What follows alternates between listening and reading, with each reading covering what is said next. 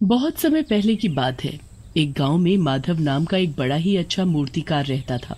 वो बहुत ही सुंदर मूर्ति बनाता था, पर गांव में उसकी मूर्ति के कोई खास अच्छे दाम नहीं मिलते थे। एक दिन वो सब कुछ छोड़ छाड़ कर शहर चला जाता है। वहां जाकर वो अपनी मूर्तियां बाजार में बेचने लगता है, पर कोई भी उससे मूर्ति नहीं खरीदता। एक दिन वो बड़ा ही निराश हो जाता है और वापस गांव जाने का फैसला कर लेता है। पर तभी उसके पास एक लड़की आती है। अरे, ये मूर्ति तो बड़ी ही सुंदर है, कितने की है? अरे मैडम, आप जो मर्जी दे दो। इतने दिनों से मैं यहाँ बैठा हूँ, मेरी एक भी मूर्ति नहीं बिकी। ओह, ये तो बड़े ही दुख की बात है। अच्छा, मैं तुम्हारी एक मदद कर सकती हूँ। मेरी शोपीस की बहुत ही बड़ी दुकान है और मैं उसमें मूर्तियाँ भी बेचती हूँ। तुम चाहो तो मैं तुम्हें काम पर रख सकती हूँ। दुकान के नीचे गोदाम है, तो तुम वही मूर्तियाँ बनाना और मैं उन्हें अपनी दुकान में बेच दूंगी। ये तो बड़ी अच्छी बात है मैडम जी। आपका ये एहसान मैं कभी नहीं भूलूंगा। बस फिर सीमा माधव को काम पर रख लेती है और माधव उसी दुकान के नीचे बने गोदाम में मूर्ति बनाना शुरू कर देता है। सीमा काफी अच्छे दामों में माधव की बनाई मूर्तियां अपनी दुकान पर बेचने लगती है। उसकी बनाई मूर्तियों की डिमांड काफी ज्यादा बढ़ने लगी थी। एक दिन सीमा की दुकान पर एक सेठ आदमी आता है। ये मूर्ति तो बड़ी ही सुंदर है और मैंने काफी सुना है आपकी दुकान की मूर्तियों के बारे में।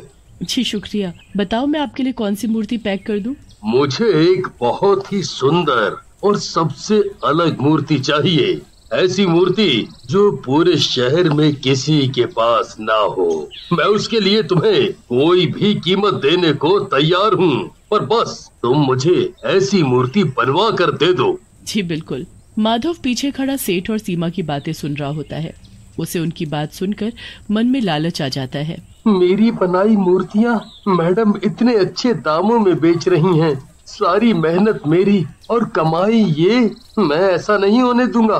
पर मैं करूं भी तो क्या? शाम को जब सीमा दुकान बंद करके जाने लगती है, तब माधव वहाँ आकर सीमा से बात करता है। हाँ माधव, बोलो क्या बात है? मैं अब अपनी मूर्तियाँ इतने कम दाम में नहीं बनाऊंगा। कम दाम? मैं तो तुम्हें अच्छे खासे पैसे देती हूँ माधव। नहीं, मैंने आपकी सारी बातें सुन ली हैं। मुझे आधा मुनाफा चाहिए बस। तुम ऐसे कैसे कर सकते हो? मैंने पहले ही साफ साफ बात की थी। मैंने तुम्हें रहने की जगह दी, काम दिया, और तुम आज ऐसे कर रहे हो। आखिर इस दुकान का किराया, गोदाम का किराया, बिजली का खर्च, सबकी सैलरी और जाने कितने खर्चे निकालने होते हैं मुझे। सीमा अपनी बात बोलकर घर चली जाती है, पर माधव के दिमाग में तो कुछ और ही चल रहा होता है।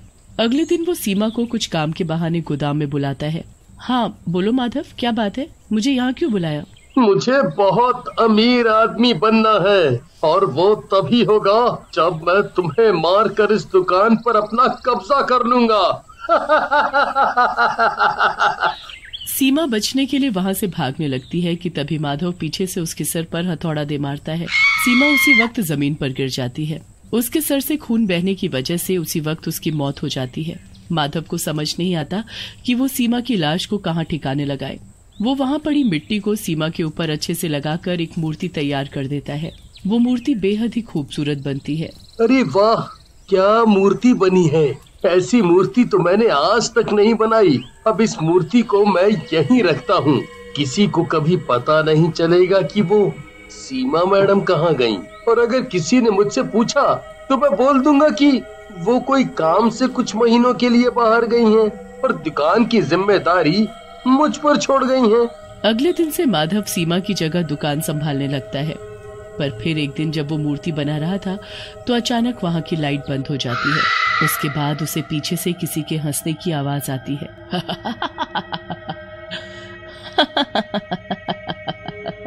कौन है यहाँ? माधव को अंधेरे में कुछ नहीं दिखता। वो अपनी जेब से माचिस निकालता है और एक तिल्ली जलाता है। जैसे ही थोड़ी रोशनी होती है तो उसे मूर्ति की जगह एक चुड़ैल दिखाई देती है। माधव जोर से चिल्लाता है और उसके हाथ से जलती हुई माचिस की तीली छूटकर नीचे गिर जाती है। माधव बहुत डर जाता है और तभी लाइट वापस आ जाती है। अभी तो इस मूर्ति की जगह एक चुड़ैल थी और ये तो वही मूर्ति है जिसमें मैंने सीमा मैडम को बंद किया हुआ है। कहीं ये चुड़ैल तो नहीं बन गई? नहीं, ऐसा कैसे हो सकता है? ये सब मेरा वहम है। माधव घर जाकर सो जाता है। उसके जाने के बाद वो मूर्ति हिलने लगती है और फिर से एक चुड़ैल में बदल जाती है। इससे क्या लगा, ये इसका वहम है। अब मैं आ गई हूँ अपनी मौत का बदला लेने। चुड़ैल वहाँ रखी सारी मूर्तियों को एक एक करके तोड़ देती है। बहुत घमंड हो गया है ना इसे अपनी मूर्तियों पर। अब देखती हूँ कैसे ये अपनी मूर्तियों को मेरी दुकान में बेचेगा। चुड़ैल सारी मूर्तियां तोड़कर वहां से चली जाती है। सुबह जब माधव आता है तो सारे गोदाम में टूटी हुई मूर्तियां देखकर दंग रह जाता है। सभी मूर्तियों के टुकड़े टुकड़े हो रखे थे, पर बस एक ही मूर्ति बिल्कुल सही सलामत खड़ी थी, और वो वही भूतिया मूर्ति थी जिसमें सीमा का शरीर दफन था। ये कैसे हो सकता है? आखिर ये किसका काम है? जरूर रात को यहाँ कोई चोर आया होगा। माधव ऊपर दुकान में जाकर बैठ जाता है। अरे भाई, मैंने 4 दिन पहले एक मूर्ति का ऑर्डर दिया था, तैयार है क्या? वो तो कल रात ही टूट गई, अब क्या करूं? अरे क्या हुआ भाई, कुछ तो बोलो। जी, वो अभी उसमें कुछ काम बाकी है, आप उसे 2 दिन बाद ले जाना। अरे मुझे वो मूर्ति आज ही चाहिए थी। मैंने तुम्हें बताया भी था कि मुझे वो किसी को तोहफे में देनी है। अब वो तैयार नहीं है तो रहने ही दो, मुझे नहीं चाहिए। अरे पर आप रुकिए तो। ग्राहक उसकी बात सुने बिना ही चला जाता है। पूरे दिन ऐसे ना जाने कितने ग्राहक गुस्सा होकर वापस चले जाते हैं। अब माधव के साथ रोज रोज अजीब घटनाएं होने लगती हैं। कभी उसे गोदाम से हंसने की आवाज आती तो कभी उसे वहाँ कोई लड़की भागती हुई दिखती, और रोज उसकी बनाई मूर्तियां टूटी हुई मिलती। माधव को पूरा यकीन हो जाता है कि उस मूर्ति में ही कुछ है जिसमें उसने सीमा को बंद किया है। फिर शाम को वहाँ वही सेठ आता है जो 1 महीने पहले अपनी मूर्ति का ऑर्डर देकर गया होता है। अरे वो लड़की कहाँ गई? जी, वो तो किसी काम से कुछ महीनों के लिए बाहर गई हुई हैं। मैंने तो उसे एक मूर्ति का ऑर्डर दिया था। मैंने उसे मुंह मांगी कीमत देने को भी कहा था, पर वो तो चली गई। क्यों ना मैं इसे वही मूर्ति दे दूं? इससे मेरा उस मूर्ति से पीछा भी छूट जाएगा और मुझे उसके अच्छे पैसे भी मिल जाएंगे। माधव उस भूतिया मूर्ति को गोदाम से लेकर आता है और सेठ को दिखाता है। सेठ उसे देखता ही रह जाता है। सेठ उस मूर्ति के अच्छे पैसे माधव को देता है और उसे लेकर घर चला जाता है। सेठ उस मूर्ति को अपने घर के बीचों बीच सजा कर रख देता है। रोज रात को वो मूर्ति चुड़ैल में बदल जाती और माधव के गोदाम में जाकर रोज बाकी की मूर्तियों को तोड़ देती। माधव बड़ा ही परेशान हो जाता है।